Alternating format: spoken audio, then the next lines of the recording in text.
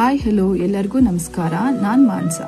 ನಾನೊಂದು business start ಮಾಡ್ತಾ ಇದ್ದೀನಿ. ಅದಕ್ಕೆ ನಿಮ್ಮೆಲ್ಲರೂ ಸಪೋರ್ಟ್ ಬೇಕು. ಆ ಬಿಸ್ನೆಸ್ ಏನಪ್ಪ ಅಂತ ಅಂದರೆ, ಇವಾಗಿನ ಲೈಫ್ ಸ್ಟೈಲ್ಗೆ ಪ್ರೋಟೀನ್ ಮತ್ತು ವಿಟಮಿನ್ಸ್ ಎಷ್ಟು ಇಂಪಾರ್ಟೆಂಟ್ ಅಂತ ಎಲ್ಲರಿಗೂ ಗೊತ್ತು. ಅದನ್ನೊಂದು ಅಂದಾಜಲ್ಲಿ ಇಟ್ಕೊಂಡು ಈ ಬಿಸ್ನೆಸ್ ಸ್ಟಾರ್ಟ್ ಮಾಡ್ತಿರೋದು. ಅದೇನಪ್ಪ ಅಂದರೆ ಮಿಲೆಟ್ಸ್ ಮಾಲ್ಟ್ ಪೌಡರ್. ನಾನು ಈ ಪೌಡರ್ಗೆ 34 ಥರದ ಪದಾರ್ಥ ಯೂಸ್ ಮಾಡಿ ಪೌಡರ್ ಪ್ರಿಪೇರ್ ಮಾಡಿದ್ದೀನಿ.